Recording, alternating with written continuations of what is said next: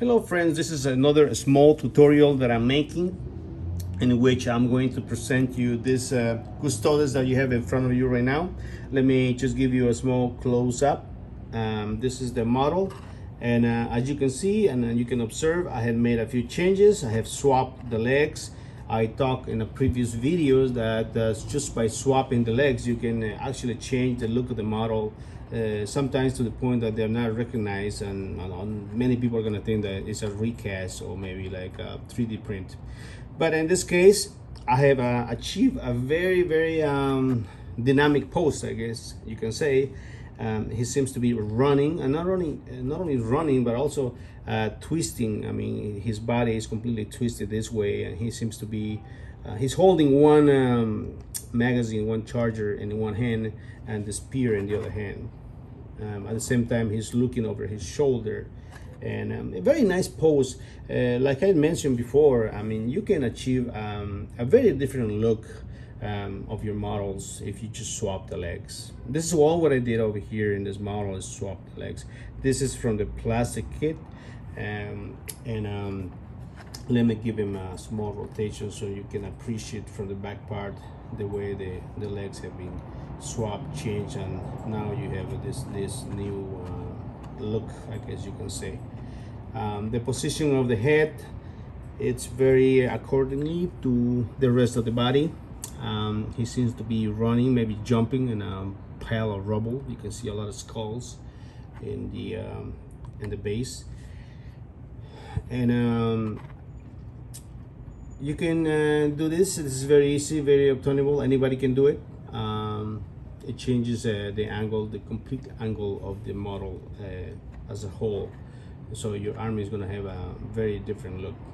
Another subject that I want to touch in this video is a few people have been asking me the way I undershadow, the way I underpaint the models that I have in my videos, most of the models. And let me just start saying that the first thing you need to do for this is just to prime black. It doesn't matter. This guy, for example, this guy is primed with a shiny coat, and this one is a more flat black. It doesn't matter as long as it's black. I like to do it with black paint. And then the second thing you got to do is a dry brush, a heavy, what I call a very heavy dry brush in the model. Yeah, any white paint is good. It doesn't matter which one you use, as long as it's like I said, it's very semi-white. So I don't know if to call it a dry brush. As you can see, I have a lot of paint over here in my brush, and I don't use a cloth in this cases. Just make sure you have too much paint, but at the same time keep a lot of paint in the brush. And what I'm gonna do as follow is just a heavy contrast. As you guys can observe over here, this is more heavy than a normal brush. So I'm gonna just put some more and distribute the paint better, and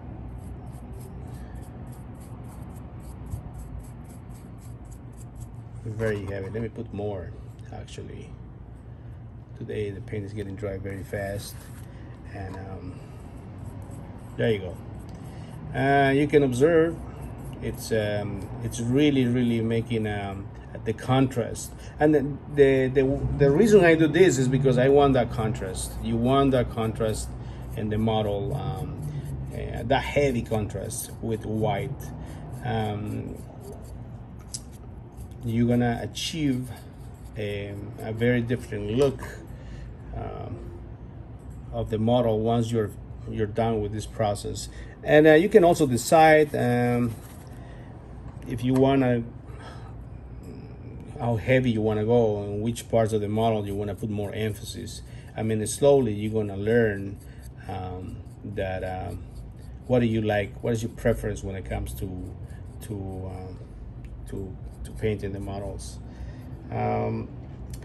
You guys can see, observe the difference that we made in this model, just the way he looked in the beginning of the video and the way it looks now. Very different. I mean, you can see the contrast, and you can see over here the skulls, which I did before the video. And like I say, make sure that you have a lot of paint in your brush. don't take too much.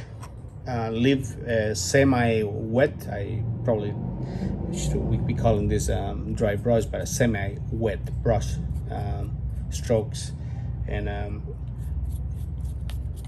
go really heavy on the model. The look that you are going to end up, it's something like this. I'm going to show you a few models that I already have done using this technique. And for example, I have this Mark III Space Marine, which I just finished on this process, and this will be the second process. I mean, once you're done, this is what you're gonna end up with. So this will be the first step. This will be the first step, and then the second step, you're gonna end up with something like this. Let me just give you a close-up, guys, so you guys can observe. And this is what you end up with. This is another conversion that I did. It's a Mark III, very dynamic pose too. And then what happens after that is that usually what I do is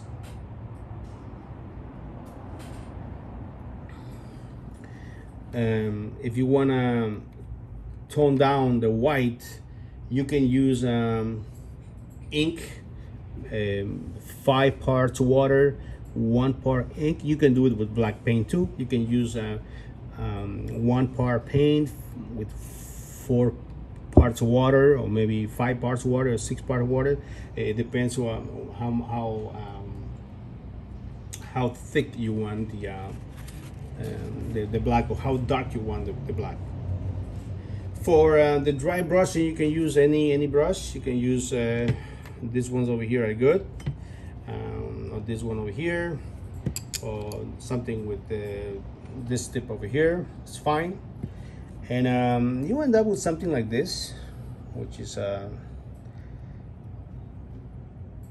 under shadow that really lets you appreciate the details on the model. And don't forget to go heavy on the dry brush. That is very important for me to explain to you guys, so you can achieve that very deep contrast that you guys want. In this case, I use ink. Like I said, I explained to you guys that I use ink, and or you can also use non-oil. It is a possibility to use non-oil, and or paint, just regular black paint, and you will achieve something like this. I'm going to right now show you how heavy I go on the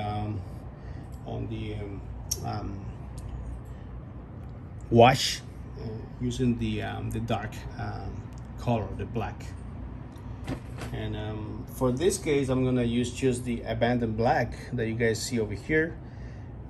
Like I said, you can also use ink. And give me 1 second. I'm going to put the water here and load the palette with more water, and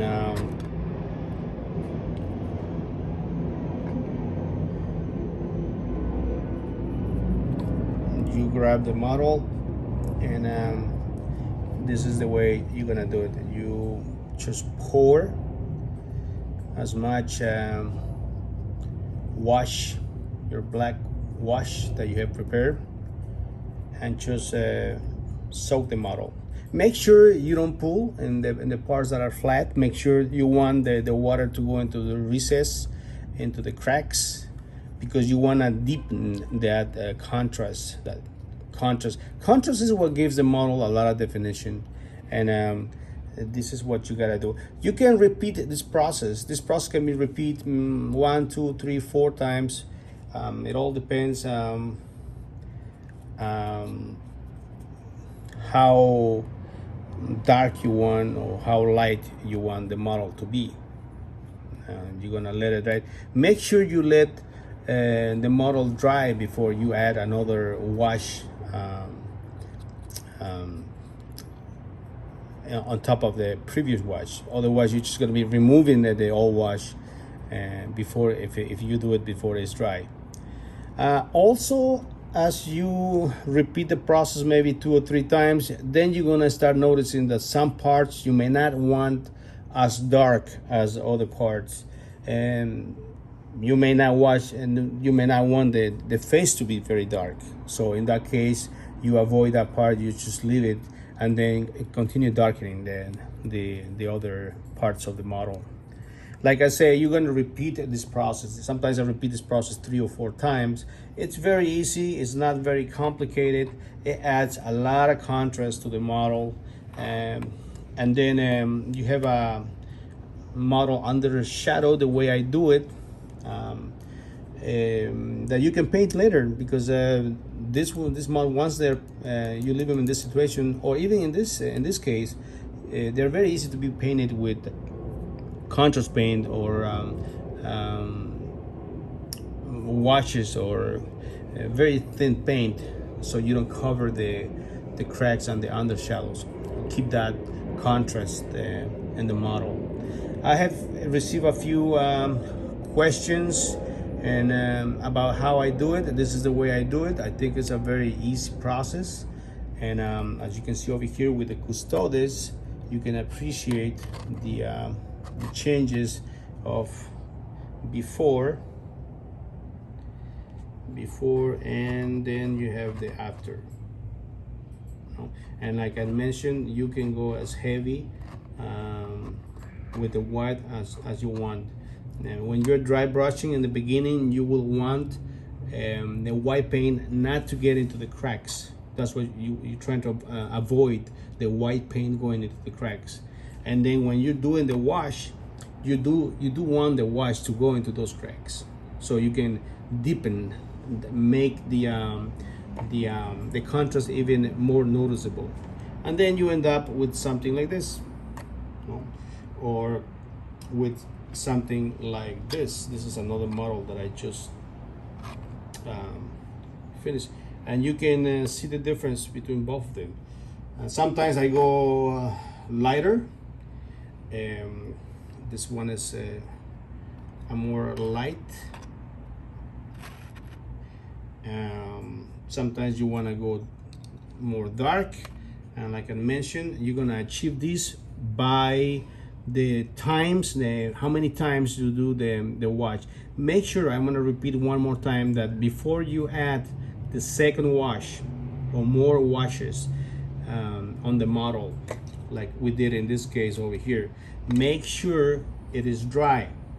Whatever you do, don't go when the model is still wet, because you're just gonna remove the previous wash that you did. And make sure that you don't have any pooling when it comes to the flat areas. You don't want that. You want the black paint to go into the cracks.